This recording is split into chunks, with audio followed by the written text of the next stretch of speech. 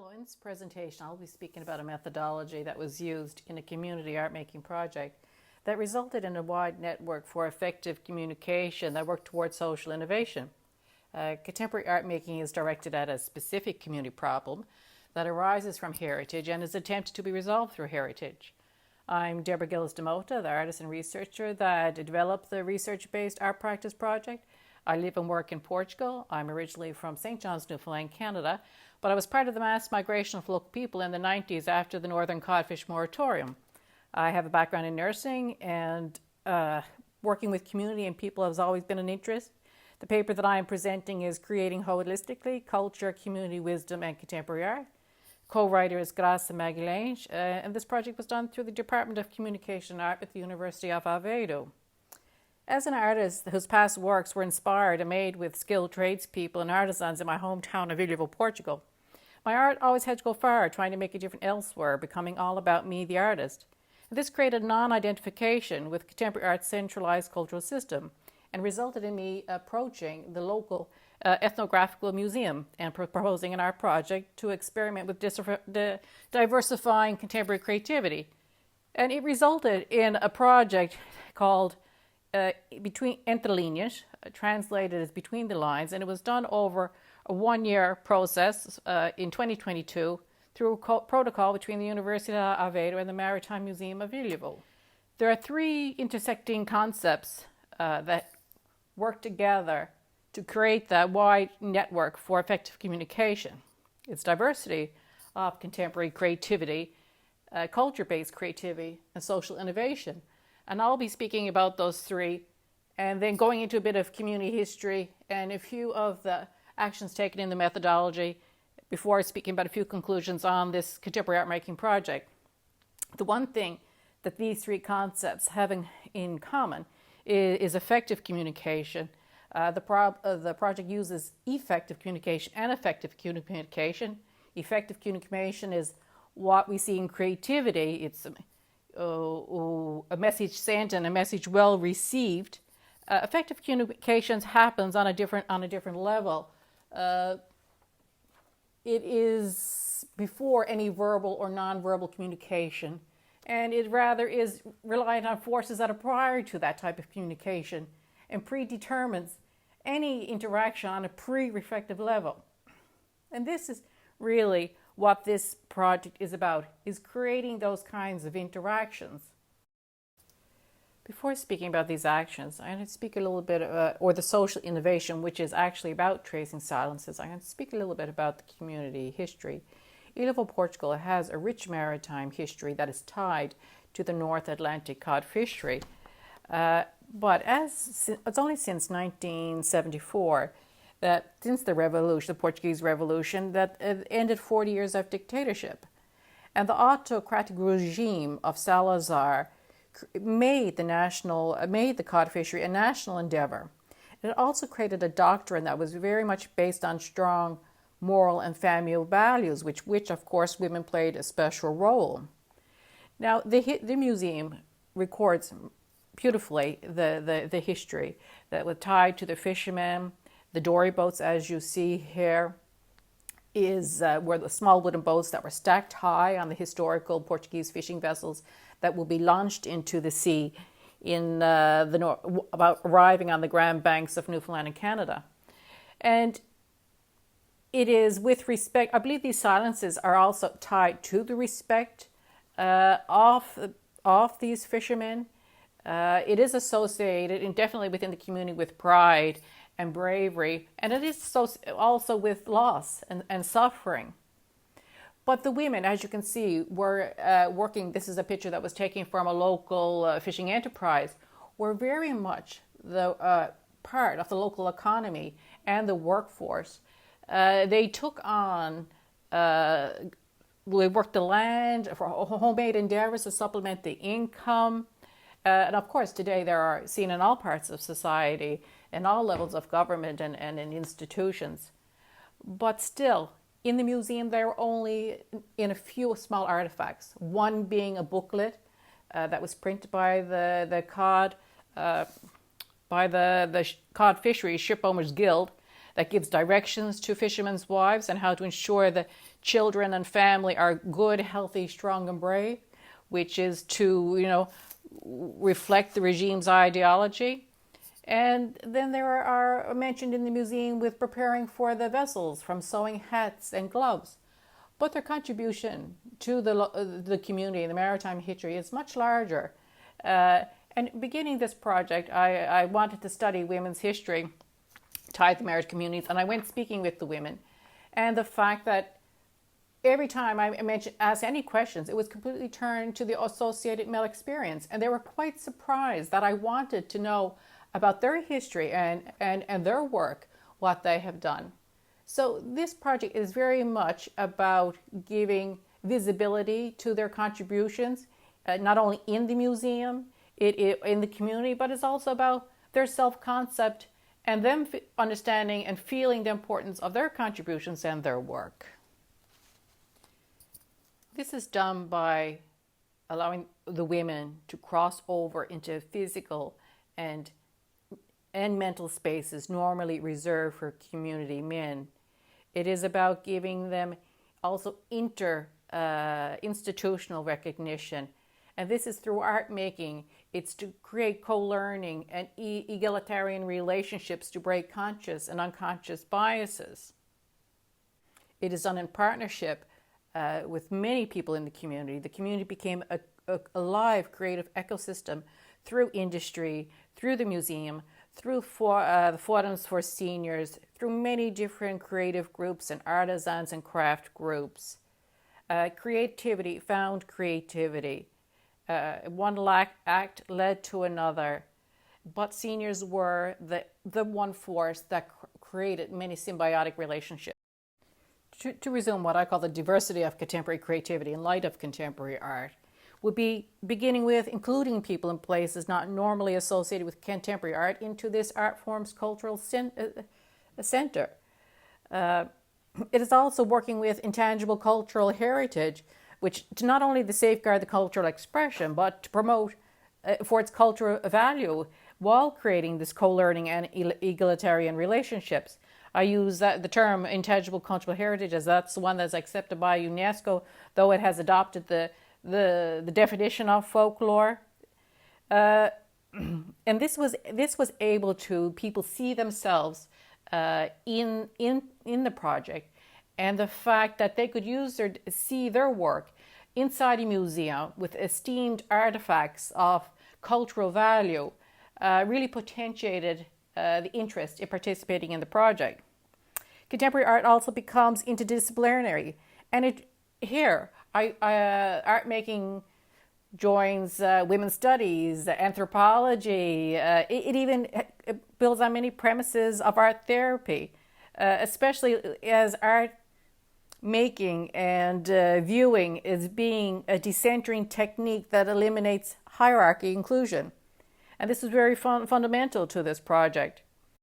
Contemporary art, for the sake of this paper, is art where the medium is traditionally referred to something specific, gains a plurality, and enters into complex relationships with ideas and conventions. Also, when entering into this partnership with ethnographical museology, it entered into a partnership with a director, Dr. Nuno Costa, that practices modern museology, which, according to Fromm, is a museology that embraces people and entrusts the community to revitalize culture. And the fact the museum entrusted me to hang a large installation in a space that was not built for contemporary art. It gave access to publics and other creative groups. It even organized a public call for participation. It even, the filming of the process, which the whole artistic process was turned into a film by the director João Silva, which these images are taken from. So being a local artist and the director being also from the community, we were able to read almost each other's thoughts, and it really helped in developing perhaps the appropriate ways of thinking and acting so the community felt comfortable, and that really potentiated creating a large network for effective communication. Land on the third concept, which is culture-based creativity, which was where a lot of different institutions in the community use lateral thinking with regard to culture. We used our imagination to coming together And it really did work towards strengthening the social ties in the community and improving the social cohesion.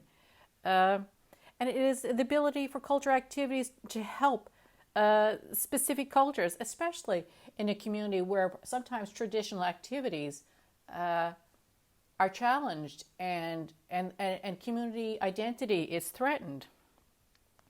And culture here, as I say, is used through industry, through the museums, through the different social forums in the community and creative groups.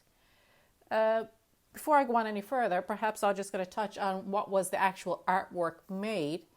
The artwork is in form of an art installation that was destined for the museum's open concept atrium. Art installation being an art where the space and the audience viewpoint is taken into consideration to create a heightened viewer experience. The artwork that is hanging in the museum took on a collective signature, dock, which is the codfish spelt backward. The central element is the dory boat, that carries a certain sensitivity in the community, and it was like a magnet that brought the community together. The iron cables are stretched across the museum atrium in the shape of a V, and there are 3 boats constructed out of iron rods by the tradespeople that hang from the cable, stretched out cables. One is in a horizontal position and is lined in crochet that will be made in the community, which I'll explain a little bit further, a little bit more here in front. And the other 2 hang by a hook caught in their bow in a vertical position with no crochet, like codfish caught on a fishing gear. And they speak to the changing times, a fishery without women's contributions, and even the challenges towards traditional activities. The idea is to open up as many possibilities for interpretations depending on as an artist. I've worked with do weekly sessions over a 5-month period in seniors forums in several communities. And there is a temporary atelier set up in a fishing enterprise. The women groups change, working from one place to another place. Sometimes the elements are brought from the workshops to the seniors forums, as a lot of people had mobility issues. So this idea, the women in the seniors forum start by studying boat making plans. The artisans bring a boat, a model boat. So they use all their skills that they have learned. So they were seamstresses or homemaking skills or whatever knowledge that they had, they would use that to use the crochet and to adapt that work to the skilled trades work. And just like the skilled trades would adapt their work to what was needed for the people making the crochet. These material sessions were much more than making material. They were about nurturing relationships. For example, even the fact that I was from Newfoundland, being an artist that has a multicultural background really opened opportunities for intercultural exchanges. The women shared their memories, their life stories, the memorabilia. It was recorded for future memory.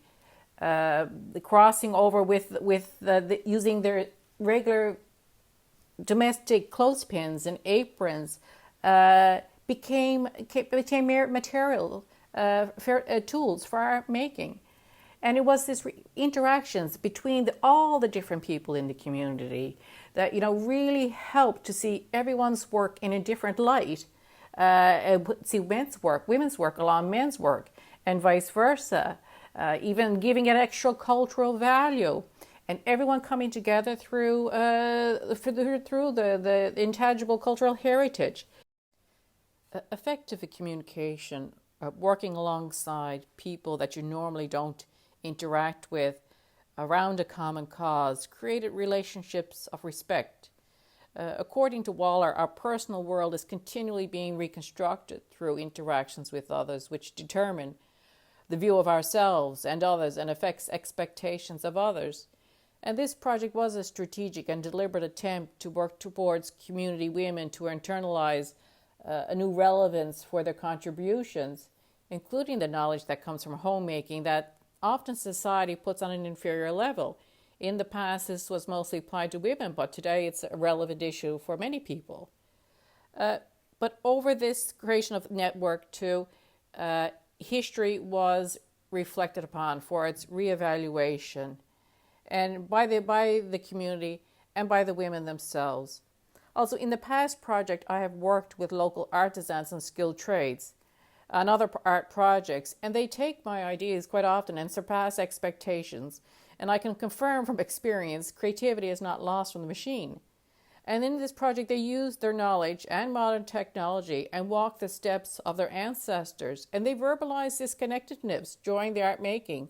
One welder even requested that his grandfather's oarlocks be integrated into the work and stated that he had never felt such joy in welding. And this was just one of the moments when I felt like the community was really taking ownership of the project.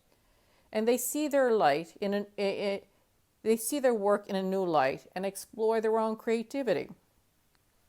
Though the project focuses on women, it also attempts to promote the work of others whose work is less visible in industries, especially in that of art.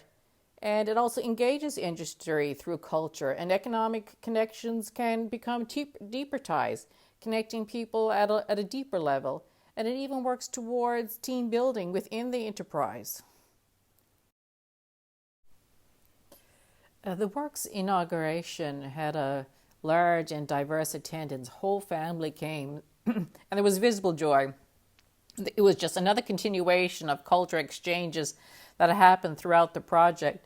The film that records the art-making process and participants' reflections plays on a screen right next to the artwork so that people can visualize and listen to the hands that made. And younger generations were incorporated in the project as a local theater group was requested to make an inaugural performance by the museum. And the young people joined their experiences with the seniors' experiences. And time again, the participants have returned to the museum, bringing others, and they have really incorporated the work into their own identity and social world. I'm just going to make a few concluding remarks. I think diversity, contemporary creativity in conjunction with culture-based creativity that focused on social innovation, I believe really occurred in a deep and meaningful way through this art practice project. It did not mean giving up the aesthetics of art, which I enjoy, the ideas and the conventions, color and composition. But I would say the aesthetics of art joins the aesthetics of relations and nature outside of the typical frame. Contemporary art became much more than expression, but it shows the pertinence of contemporary art and socially engaged arts in creating bridges between society, institutions, and industry, being heritage and seniors as the main potentiating forces. And I believe that they should be thought of as modern and contemporary, and that the limits are only kept or held within the imagination. I think this project also shows the importance of creating conditions for fostering and showing local talent in communities. And I believe that it really does refute the myth that old age is a burden, and confirms a lot of the research that states that this group is contributing to their communities more than any other age through their volunteering and the provisions of unpaid parents and support of others.